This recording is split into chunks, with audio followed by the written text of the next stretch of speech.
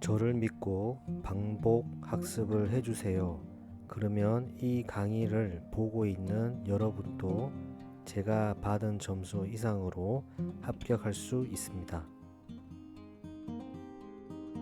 오늘은 빅데이터 탐색 과목에서 분석 변수 처리입니다. 이번 강의는 빅데이터 탐색 과목에서 데이터 전처리이고 분석 변수 처리 항목입니다. 먼저 데이터 변수 선택에 대해 설명드리고 차원 축소, 파생 변수 생성, 변수 변환, 불균형 데이터 처리에 대해 설명을 드리도록 하겠습니다. 첫 번째, 변수 선택입니다. 변수, variable, 변수란 분석 모델에서는 데이터를 저장하기 위해 이름을 부여한 메모리 공간입니다. 우리는 변수를 관측치 혹은 속성 혹은 차원이라고 합니다. 변수에는 두 가지가 있습니다. 독립 변수와 종속 변수가 있습니다. 독립 변수 independent variable, 종속 변수에 영향을 미치는 요인이며 연구자가 조작하거나 측정하는 변수입니다. 우리는 설명 변수, 원인 변수라고 합니다. 종속 변수 dependent variable, 독립 변수의 변화에 따라 영향을 받는 변수로 연구나 실험의 결과로 측정되는 변수입니다. 우리는 반응 변수, 결과 변수라고 합니다. 상관관계는 두 변수 간의 연관성이므로 인과관계인 원인과 결과를 의미하지는 않습니다. 따라서 상관관계는 인과관계와 다른 의미이고 인과관계는 반드시 시간적 순서가 고려가 되어야 됩니다. 상관관계는 A에 의해서 B이다, B에 의해서 C이다 라는 이런 인과관계가 없습니다. 변수 선택에 대해서 알아보겠습니다. 변수 선택이란 유용한 변수만을 선택하여 모델의 성능을 향상시키는 기법으로 독립 변수를 선정하는 과정입니다. 변수 선택 목적은 세 가지가 있습니다. 모델 성능 향상, 해석 가능성 증가, 차원 축소가 있는데요. 모델 성능 향상은 불필요한 변수를 제거해 모델의 정확성과 일반화 능력을 높이는 것입니다. 해석 가능성 증가는 중요한 변수만 남겨 분석 결과를 쉽게 이해할 수 있도록 하는 것입니다. 차원 축소는 변수가 너무 많을 경우 계산 비용을 줄이고 과적합을 방지하는 것입니다.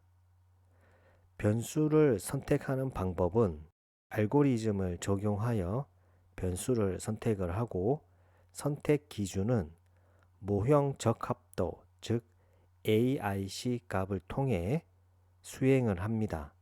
모형 적합도 AIC 값은 작을수록 좋습니다.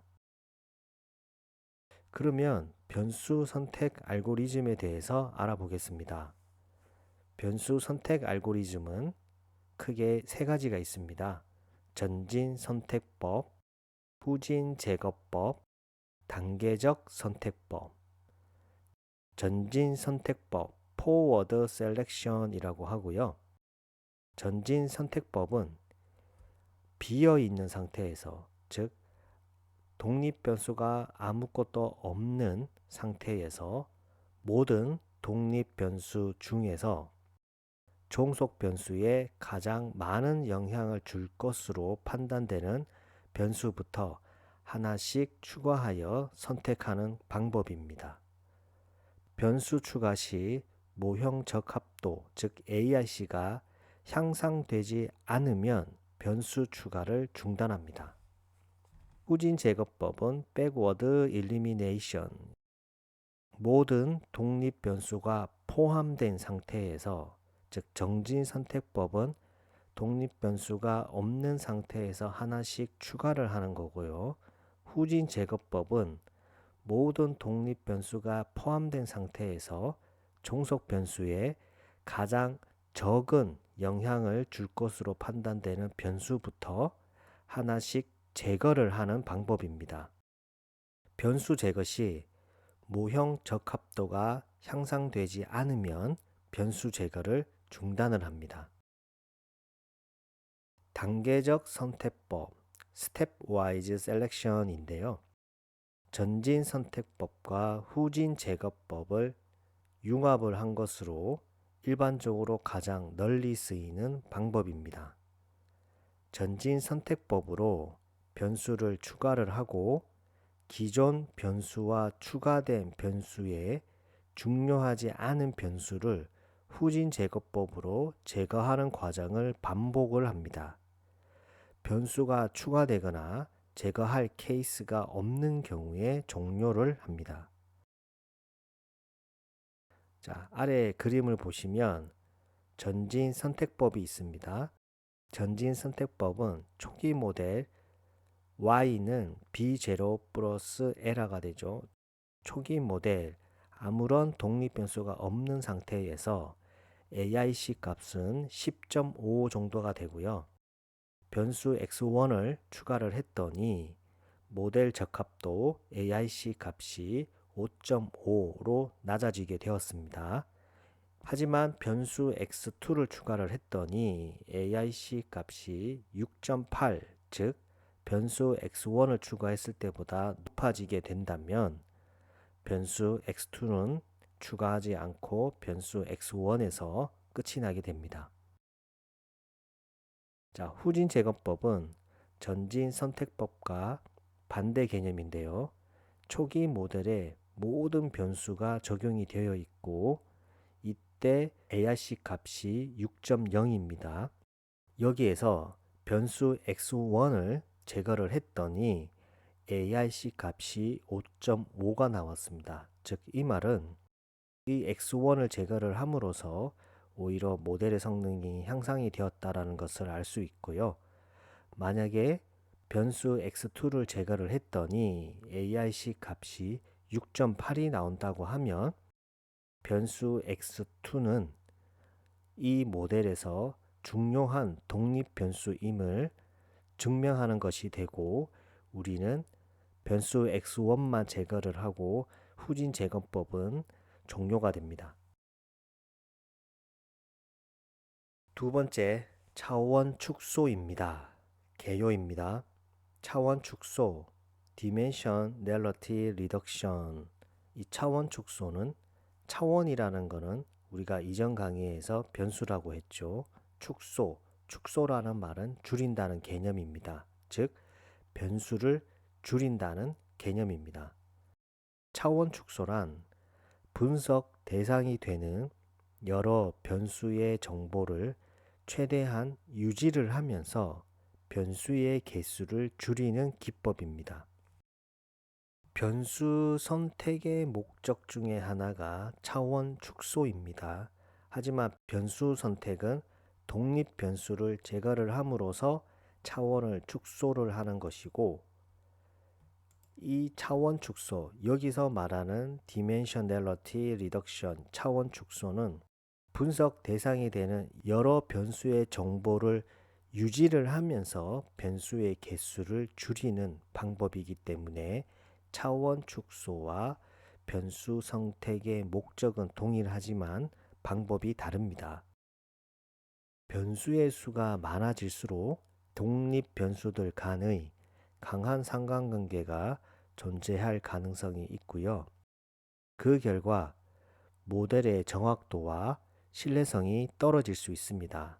즉, 이 말은 우리가 차원의 저주라고 하는 말이 이 차원 축소 과정에서 언급되는 용어인데요.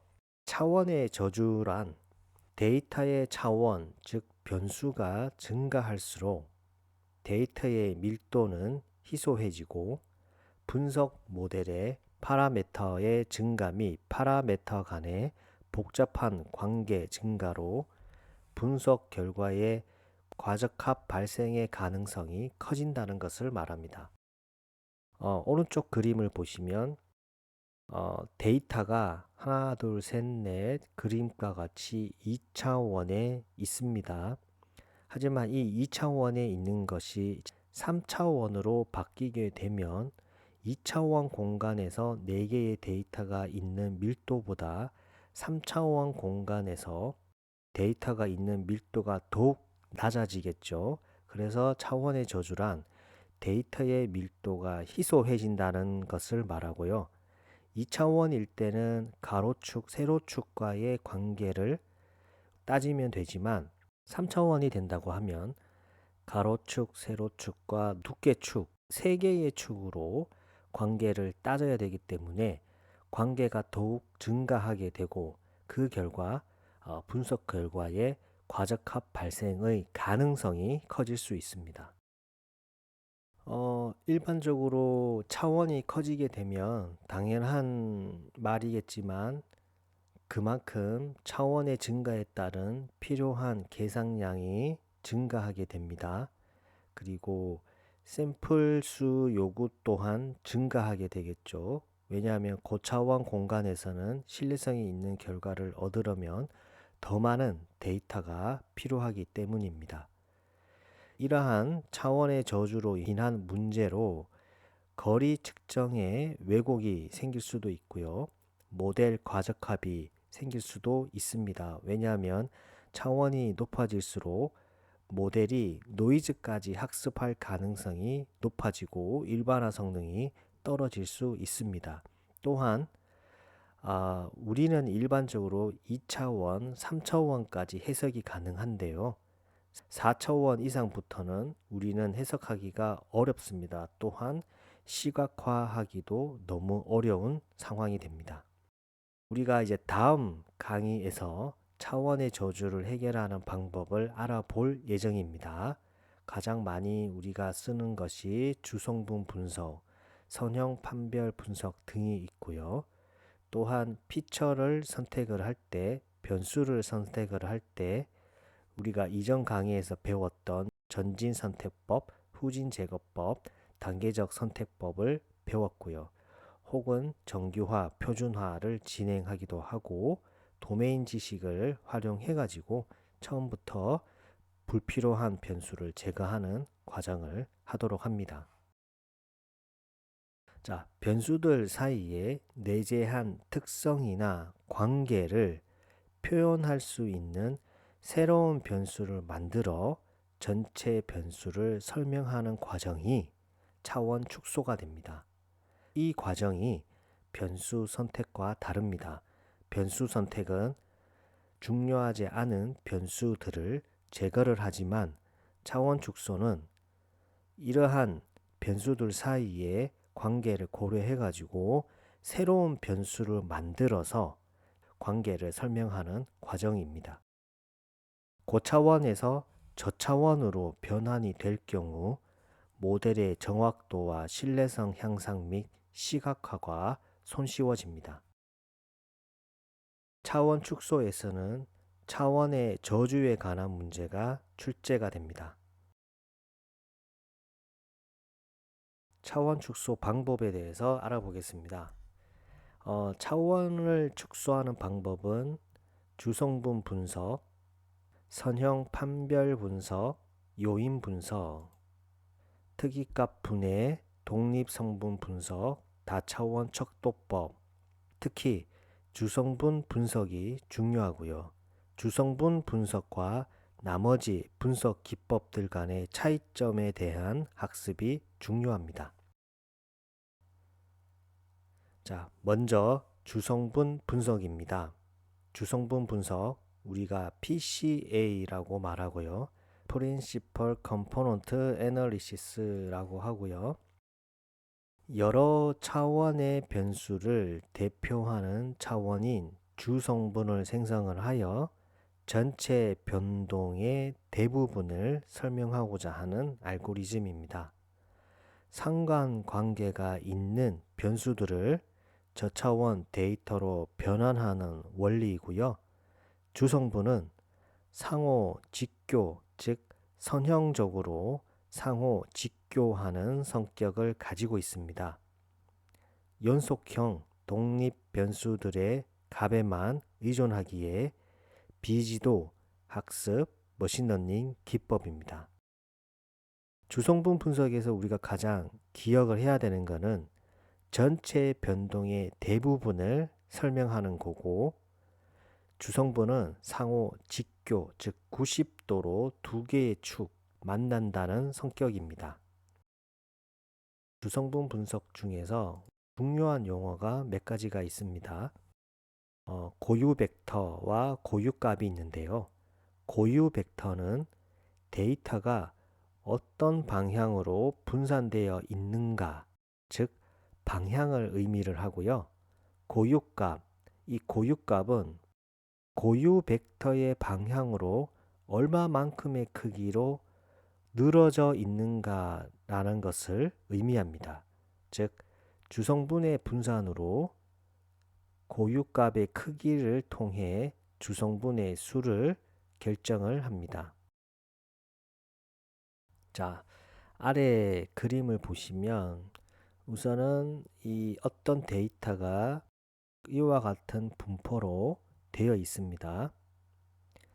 이것을 우리는 어떤 PC1, PC2 차원이 선형이고 상호 직교하는 관계로 표현을 한다고 하면 기존의 X와 Y로 표현하는 관계보다 PC1과 PC2의 관계로 표현하는 것이 더욱더 손쉬울 겁니다. 왜냐하면 X와 Y로 표현을 한다고 하면 이 부분 같은 경우는 상당히 많은 데이터들이 서로 밀집해 있죠.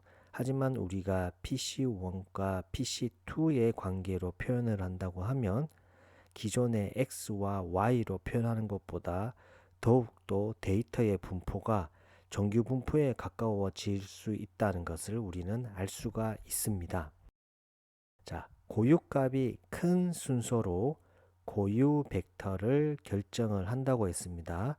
고유값은 고유 벡터의 방향으로 얼마만큼에 떨어져 있는지, 즉 퍼져 있는지 그 값을 의미를 하고, 고유 벡터는 데이터가 어떤 방향으로 분산되어 있는가, 즉 방향을 의미합니다. 그렇기 때문에 고유값이 큰 순서로, 즉 멀리 퍼져질 수 있는 값 순서로 고유 벡터를 결정을 하면 되는 건데요. 자, 우리가 그림에서 보는 것처럼 Z를 PC1, 즉 주성분 1이라고 하고, W가 바로 주성분 2, PC2가 됩니다. 그러면 이 고유값을 어떻게 결정을 할까요? 그 결정 방법이 바로 스크리플랫입니다. 벌써 이번 강의에 반이 지났습니다. 구독과 좋아요 눌러주시고 잠깐 쉬었다가 다시 이 영상을 보면 좋겠습니다. 스크리플랫은 주성분의 수를 결정하는 데 필요한 시각적인 도구입니다.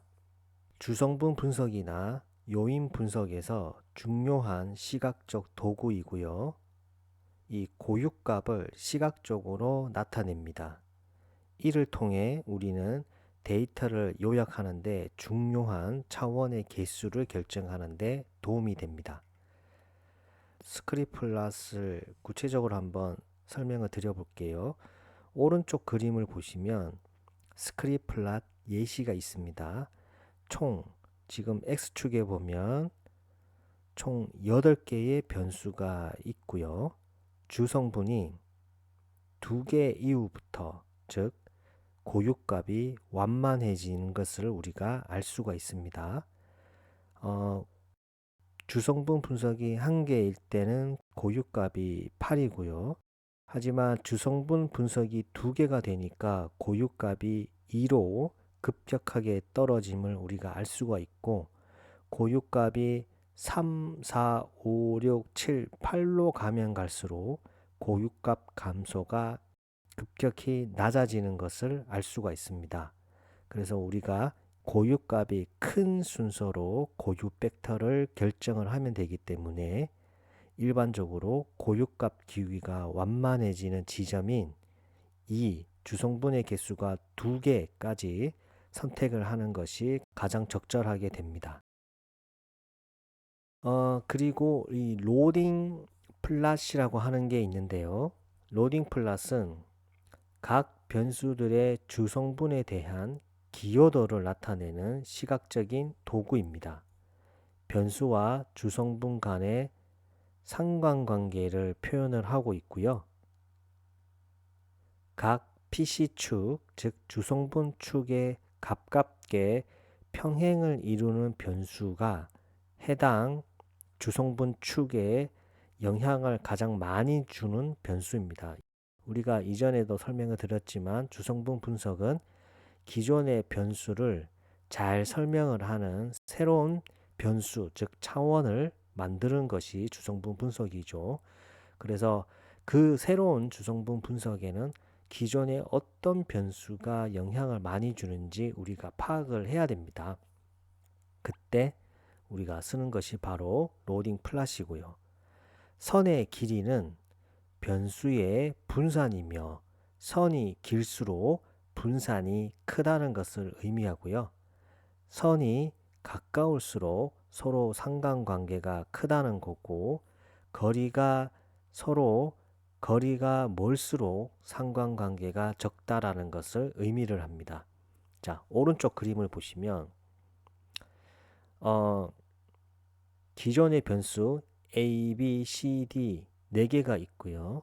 우리가 스크립 플랫을 했더니 새로운 주성분 변수가 2개가 있으면 좋다라는 것을 알 수 있었고, 그 다음에 로딩 플랫을 통해서 그러면 기존 변수와 주성분 변수와의 어떤 기여도, 관계를 지금 우리가 알아보고 있는 상태입니다. 그림에서 보는 것처럼 A 변수 같은 경우는 PC1 이 축과 거의 평행을 이루고 있죠. 즉 이 말은 PC1은 A가 가장 많은 영향을 주고 있는 변수 중에 하나이고요.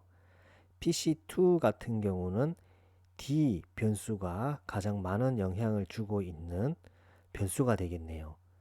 예를 들어서 PC2에서는 A 변수가 가장 영향을 적게 주고 있는 변수가 되고요. 그리고 선이 가까울수록 서로 상관관계가 크다라고 했습니다. 그러면 B와 C 변수는 서로 상관관계가 크다라는 것을 우리가 알 수가 있고요. 그럼 서로 거리가 멀수록, 즉 A와 D 같은 경우는 서로 상관관계가 적음을 알 수가 있습니다. 주성분 분석의 특징은 가장 많이 사용되는 차원 축소 기법이고요. 어떠한 분포의 가정도 없고요.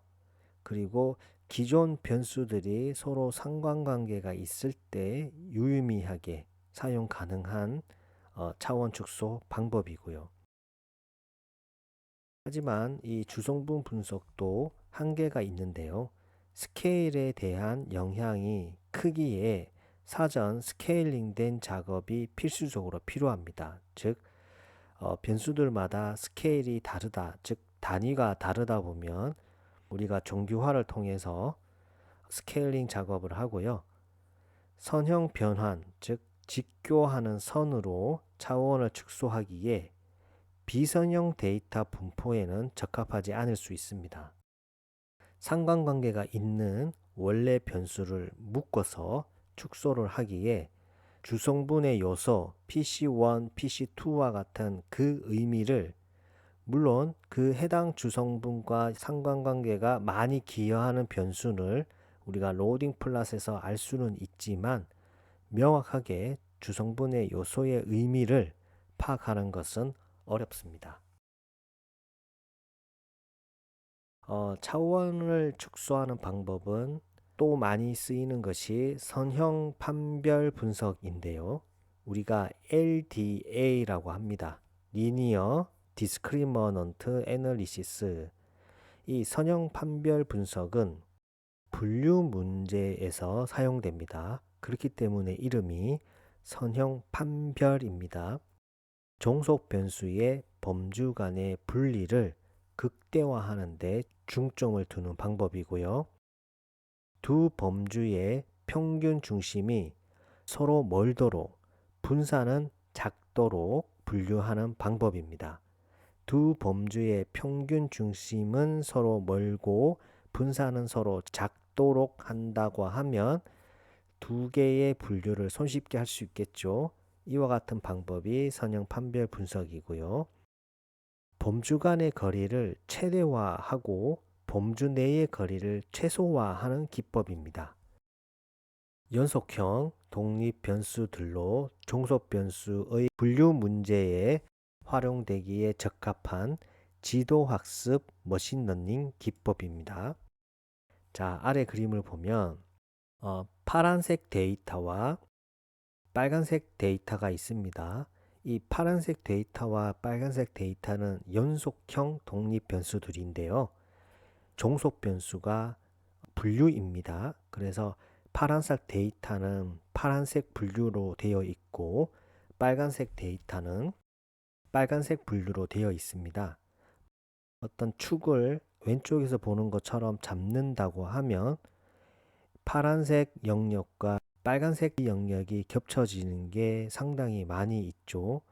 하지만 오른쪽 영역처럼 새로운 축을 만든다고 하면 파란색 영역과 빨간색 영역은 서로 중심은 멀리 떨어져 있고 분산은 좁아지면서 서로 겹치는 영역이 없습니다.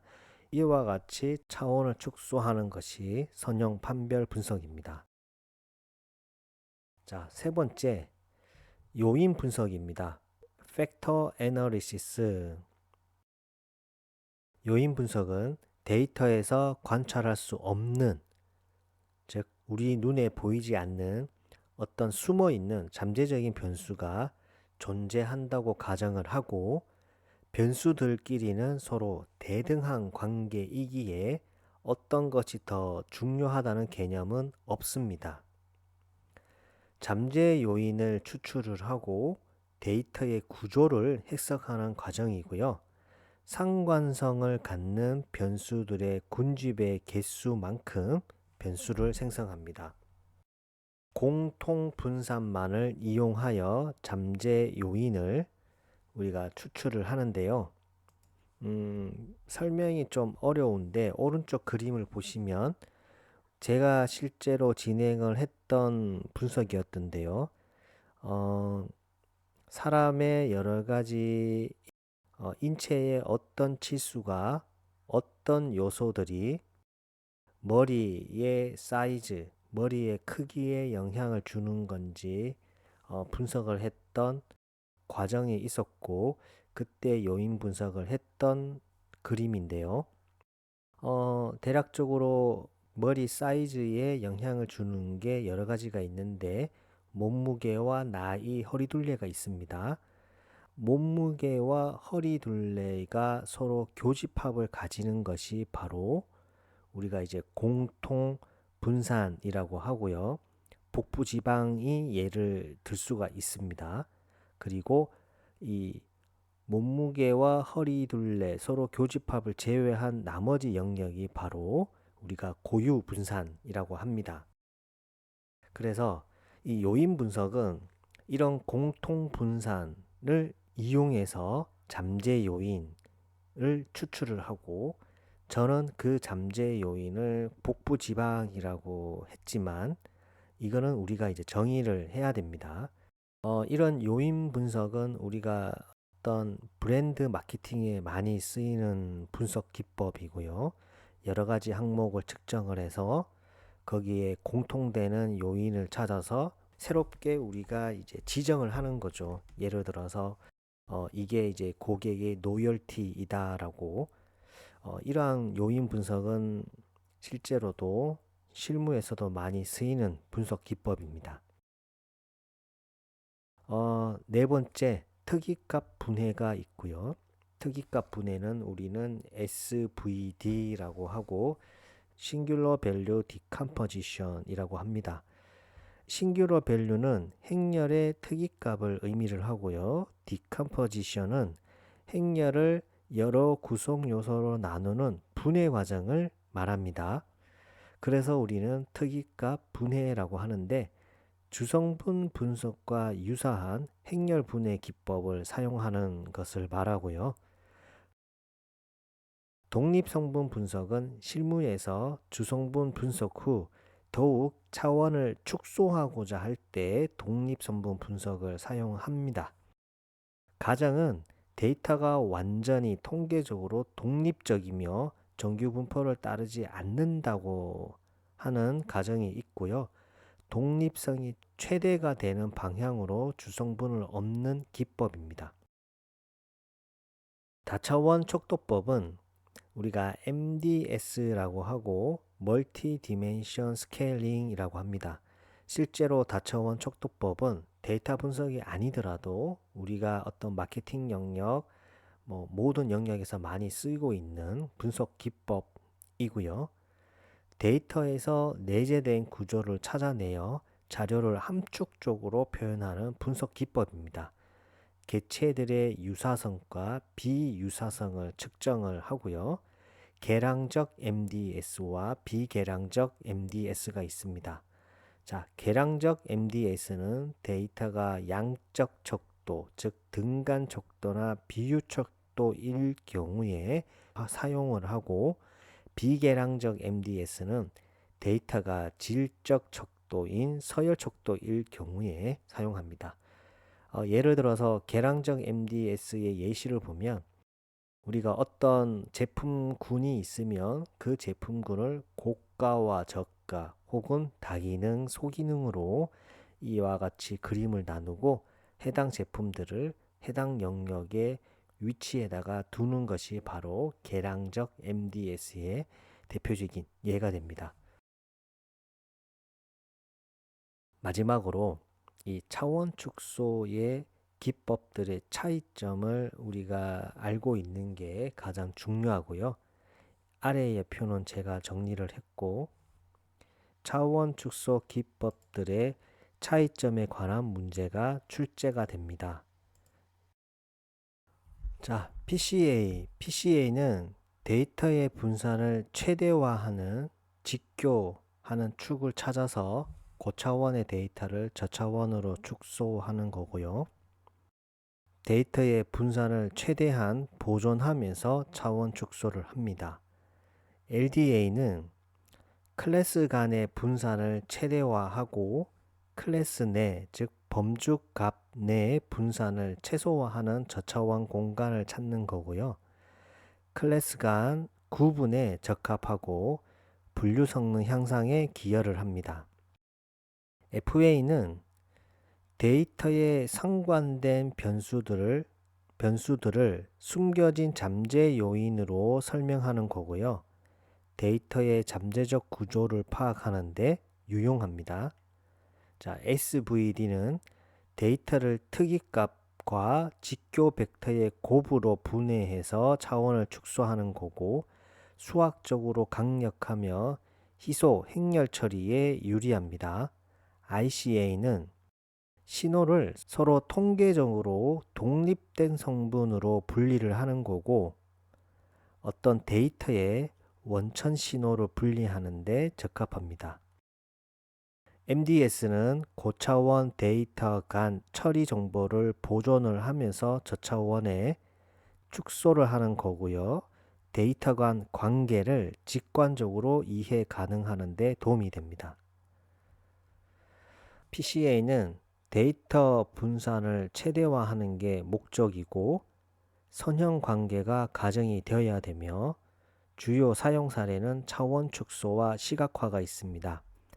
LDA는 클래스 구분성을 최대화하는 것이 목적이고 정규 분포와 라벨이 필요합니다. 주요 사용 사례는 분류 문제에 사용되고요. FA는 잠재적 요인을 추출하는 것이 목적이고 상관성이 높은 변수로 가정을 합니다. 주요 사용 사례는 심리학과 설문 데이터 해석에 사용됩니다. SVD는 행렬 분해를 통해서 차원을 축소하는 거고 데이터 가정은 없고요. 희소 데이터 처리와 텍스트 분석에 주로 사용됩니다. ICA는 독립적인 신호 추출에 사용하는 거고 비정규성 가정을 하고 신호 처리와 음성 신호 분리에 주로 사용됩니다. MDS는 거리 기반 시각화를 목적으로 하고 거리와 유사성 정보가 필요하며 군집 분석과 관계 시각화에 주로 사용됩니다. 오늘 하루도 수고하셨습니다. 반복과 학습은 필수입니다.